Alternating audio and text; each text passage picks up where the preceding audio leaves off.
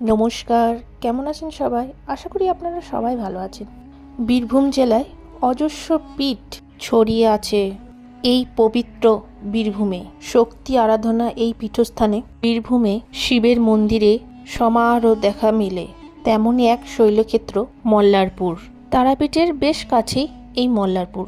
তারাপীঠের মতো এই জমজমাট এই মল্লারপুর।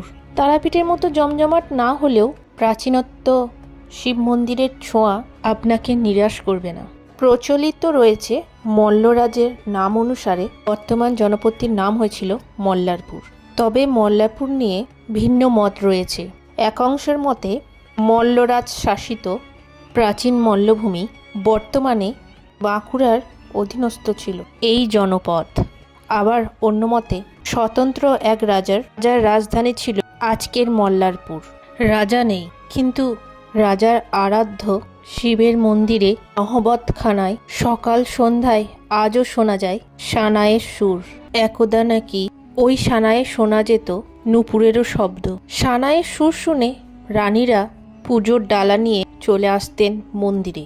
এখন আর রানীদের পায়ের নূপুরের শব্দ শোনা যায় না, কিন্তু রাজার স্মৃতি বুকে নিয়ে আজও বেজে যায় ঘুম ভাঙানি সানাই। পুণ্যার্থীরা সানাইয়ের সুর শুনে আজও টের পান ভোগ আরতির নীলকণ্ঠ।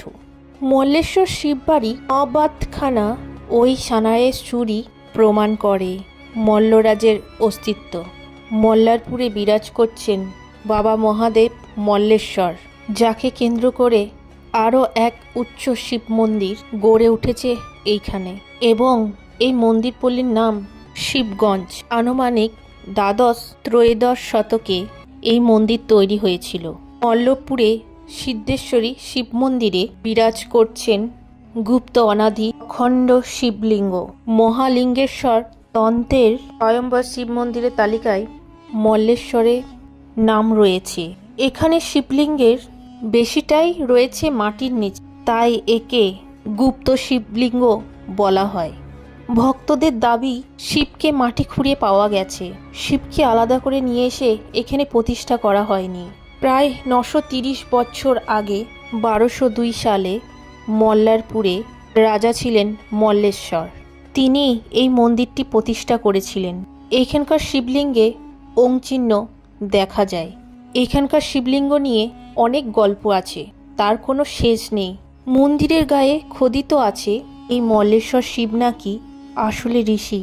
তিনি তারাপীঠের দেবী তারার ভৈরব। ভক্তদের বিশ্বাস এইখানকার শিবলিঙ্গের সাধকদের সাধনার মাধ্যমে ওং চিহ্ন তৈরি হয়েছে। যে চিহ্ন রয়েছে সেটা হচ্ছে মহাদেবের ত্রিনয়ন। মল্লেশ্বর শিব মন্দিরের পাশেই রয়েছে মল্লেশ্বরী বা সিদ্ধেশ্বরী, যা আদৌ একটি শিলামূর্তি। সিদ্ধেশ্বরী দেবীকে মল্লেশ্বর শিবের শক্তি স্বরূপা বলা হয়। জনশ্রুতি আছে এই অঞ্চলে একতা জনজাতির বসবাস ছিল। জনজাতির এক তরুণীর সাথে এক সাধকের গান্ধর্ব মিলন হয় এবং তাদের পুত্র সন্তান জন্ম দেন। তার নাম রাখা হয় মল্লনাথ। পরবর্তীকালে মল্লনাথই মল্লারপুর রাজ্যে প্রবর্তন করে এবং মল্ল রাজার নামেই পরিচিত হন। মন্দিরের গায়ে খোদিত আছে 1124 শতকে 772 বিঘে জমি দান করে তিনি মন্দির প্রতিষ্ঠা করেন এবং মল্লেশ্বর শিবের পুজো করেন। মল্লেশ্বর শিব মন্দিরের ঠিক পিছনেই রয়েছে কৃষ্ণনন্দ জীবন্ত সমাধি। কৃষ্ণচন্দ্র ভট্টাচার্য ছিলেন নবদ্বীপের একজন প্রখ্যাত পুলিন বাঙালি ব্রাহ্মণ। নবদ্বীপের তন্ত্রসাধক কৃষ্ণনন্দ তন্ত্রশালের রচয়িতা শ্রীহট্টের বংশবিত্র পণ্ডিতের 4টি স্তম্ভের মধ্যে একটি বলে মনে করা হয়। ভুবনেশ্বর কালী পুজো নবদ্বীপে প্রাচীনতম কালী পুজো, যেটি তার দ্বারা শুরু হয়েছিল। তার কৃতিত্বের জন্য বাংলায় কালী পুজো জনপ্রিয় হয়ে ওঠে এবং এটিকে পারিবারিক রীতিতে পরিবর্তন করে তার আগে কালী পুজোটা উপযুক্ত নয় এটাই প্রচলিত ছিল।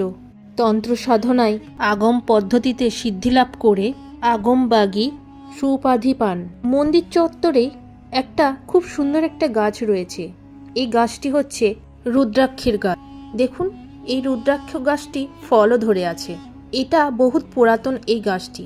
তো আজকের মতো ভিডিওটা এই পর্যন্তই। ভিডিওটি কেমন লেগেছে অবশ্যই জানাবেন, ভালো লাগলে অবশ্যই শেয়ার করবেন।